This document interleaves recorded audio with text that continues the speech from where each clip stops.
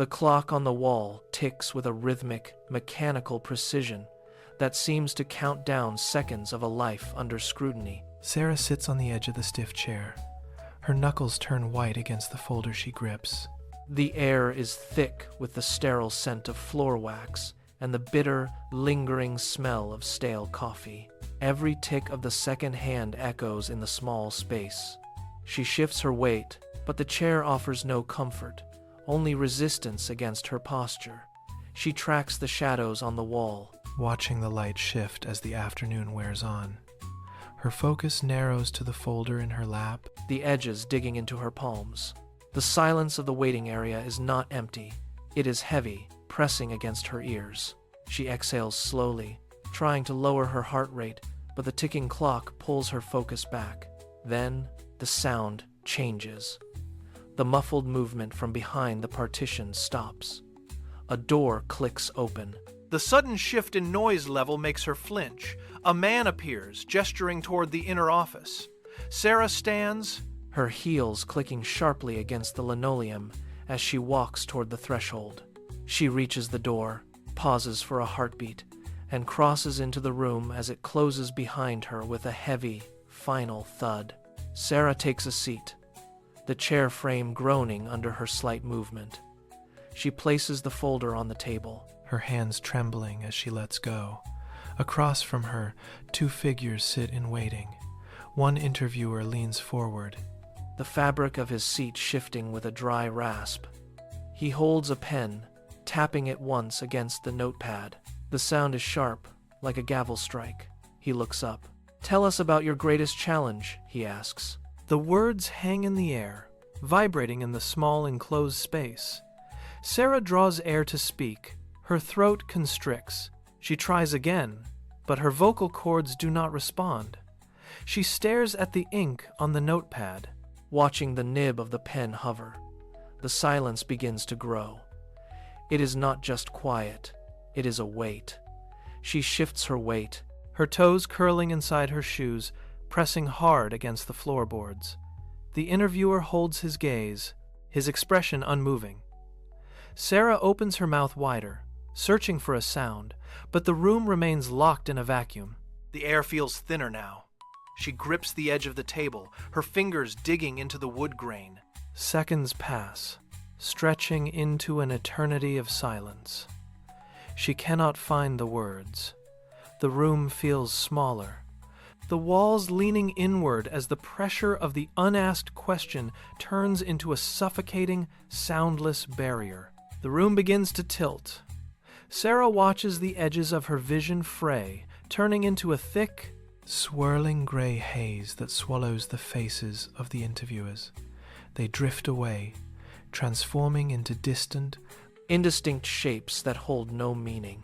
Inside her, the world narrows to a single, internal point. A glowing, translucent map of her nervous system flares into existence behind her eyes. It is an intricate web of light, but the golden glow along the vagus nerve is failing.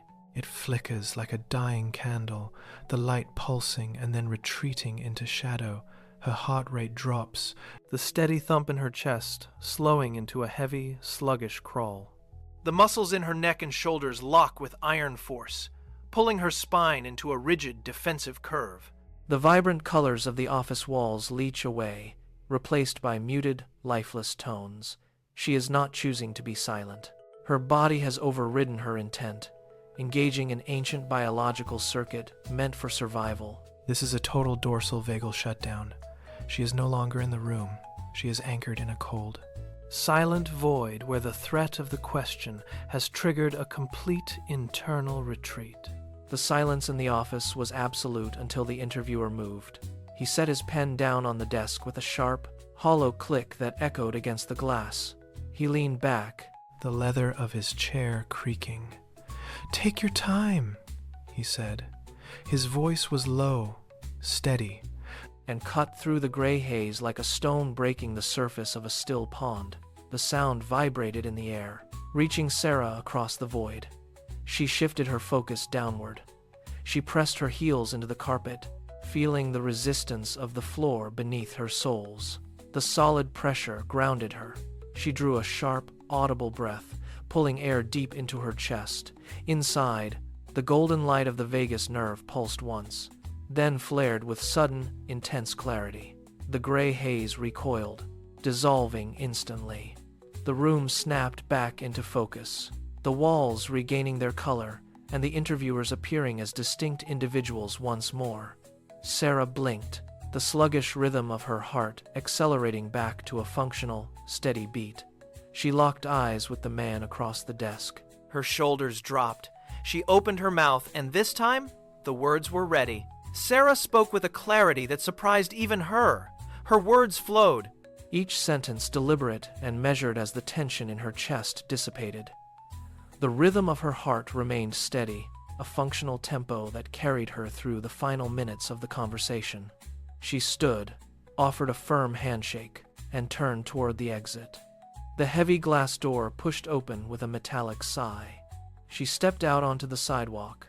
And the afternoon sun hit her face, warm and immediate. The air smelled of exhaust and pavement, a sharp contrast to the stale atmosphere of the office. She stopped at the curb. Closing her eyes against the glare, she took a long, slow breath, letting her shoulders drop away from her ears. The last traces of the internal storm vanished. Her body felt light, the earlier rigidity replaced by a fluid, easy motion. She opened her eyes, looked down the busy street, and began to walk. Her stride was rhythmic, her gaze fixed forward, and her pace steady. She navigated the crowded path to the subway station, moving through the flow of the city with purpose. The biological surge was behind her. The system restored to balance, and she moved into the remainder of her day with quiet, grounded confidence.